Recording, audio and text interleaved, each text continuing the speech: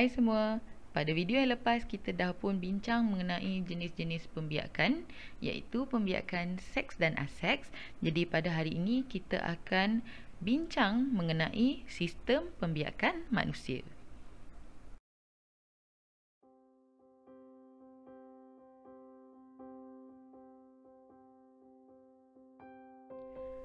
Okey, jadi kita dah tahu semua benda hidup perlu membiak untuk meneruskan kelangsungan spesies masing-masing.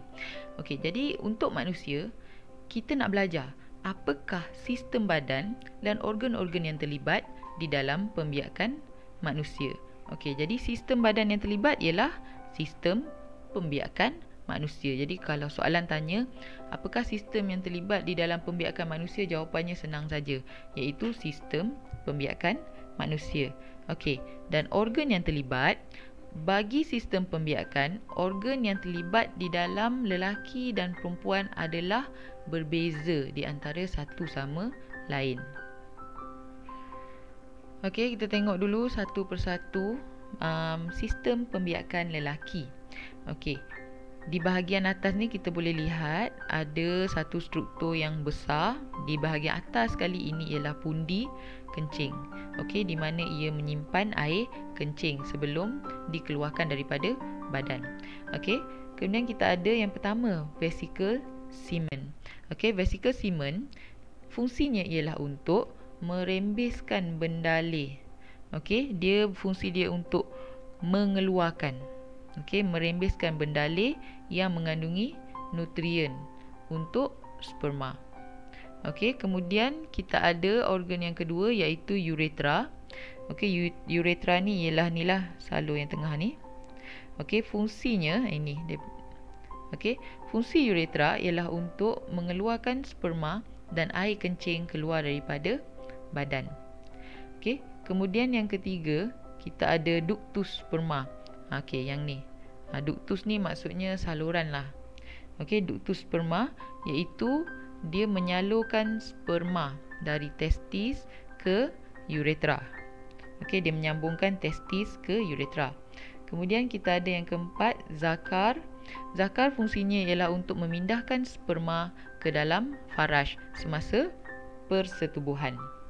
Okey, kemudian yang kelima kita ada skrotum. Okey, skrotum fungsinya ialah untuk memegang dan melindungi testis. Telur lah.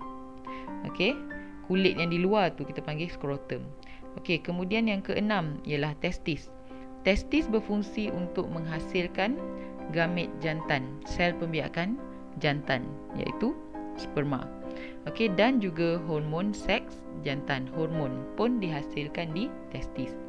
Dan yang ketujuh ialah kelenjar prostat. Kelenjar prostat ni di bawah pundi kencing ni, dia berfungsi untuk menghasilkan cecair yang berkhasiat dan melindungi sel sperma. Okey, kita tengok pula sistem pembiakan perempuan berbeza daripada sistem pembiakan lelaki. Okey, bagi sistem pembiakan perempuan dia lebih simple sikit daripada lelaki. Tak ada terdapat banyak ductus-ductus. Okey, kita tengok yang pertama. Yang pertama ialah tube falopio. Ni tube falopio ni di kiri dan di kanan.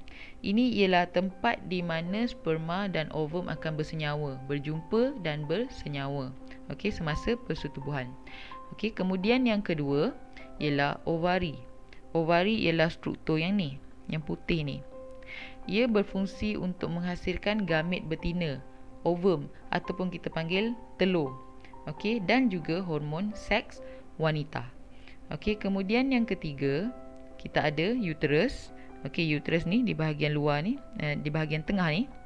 Okey, ini ialah tempat embrio berkembang dan membesar selepas persenyawaan. Okey, yang keempat kita ada cervix. Okey, cervix di bahagian bawah ini, ia berfungsi untuk mengeluarkan mukus. Mukus ni lendir lah. Mukus ni lendir maksudnya untuk memudahkan sperma berenang ke dalam uterus. Okey, dan yang kelima faraj. Okey, faraj berfungsi untuk menerima sperma dan menjadi saluran bayi dilahirkan. Okey, kita tengok mengenai akil balih dan apa perubahan fizikal yang berlaku. Okey, akil balih. Akil balih bermaksud apabila sistem pembiakan lelaki dan perempuan itu menjadi matang dan bersedia untuk menghasilkan sel pembiakan dan mempunyai anak. Okey, ini akil balih ni baru peringkat permulaan.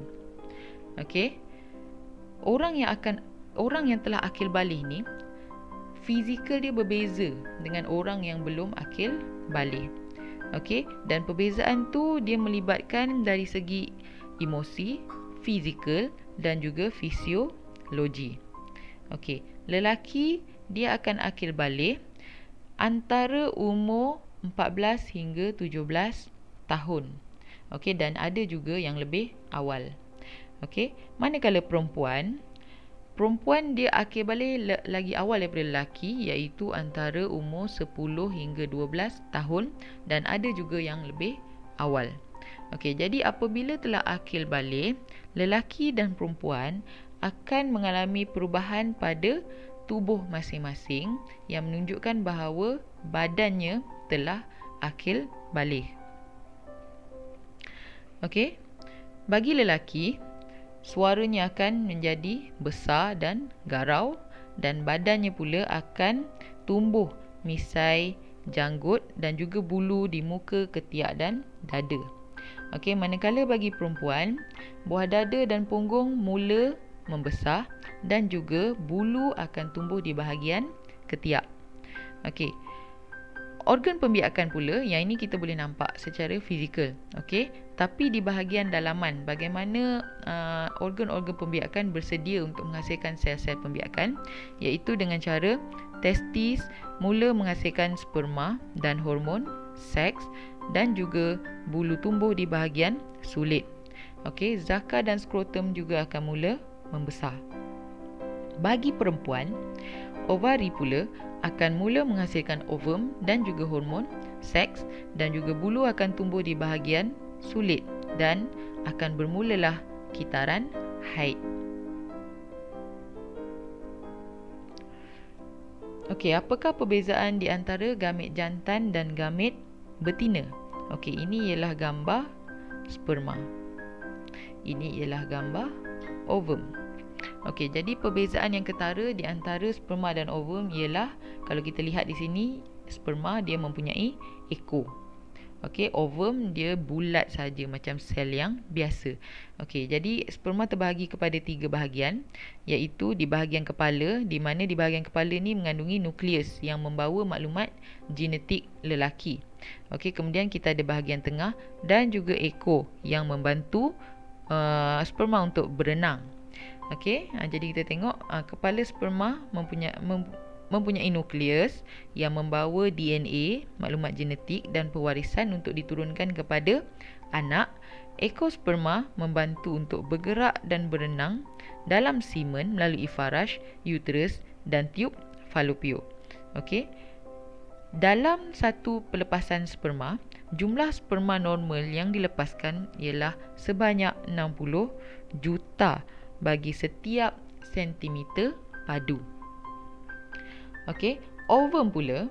Okey, dan ovum pula, ovum berbentuk sfera dan saiznya ialah kira-kira 0.1 mm. Yang ini diameter dia lah. Okey, ovum jika dibandingkan dengan sperma, sperma ni ialah sangat kecil berbanding dengan ovum. Ovum ni besar. Okey, nukleus ovum, ni di dalam nukleus ni, ovum juga mengandungi nukleus yang membawa maklumat genetik, DNA dan pewarisan untuk diturunkan kepada anak. Dan beza dengan sperma, ovum tidak boleh bergerak. Okey, dan bilangan ovum yang dihasilkan hanyalah 1 setiap bulan. Okey, beza kan dengan sperma. Sperma ada sehingga 60 juta. Okey, ini ialah rajah perbandingan antara sperma dengan ovum. Okey, persamaan di antara sperma dengan ovum, dua-dua ialah sel pembiakan seks ataupun kita panggil sebagai gamet. Cuma yang ini gamet jantan, yang ini gamet betina. Okey, dan kedua-duanya membawa maklumat genetik di dalam DNA. Okey, Dan perbezaan yang pertama ialah sperma boleh bergerak, ovum tak boleh bergerak. Sperma dihasilkan oleh testis, ovum pula dihasilkan oleh ovari. Sperma ialah gamit jantan, ovum ialah gamit betina. Okey, sperma merupakan sel yang terkecil dalam badan lelaki, manakala ovum merupakan sel yang terbesar dalam badan perempuan. Okey, itu dia perbincangan kita untuk hari ini.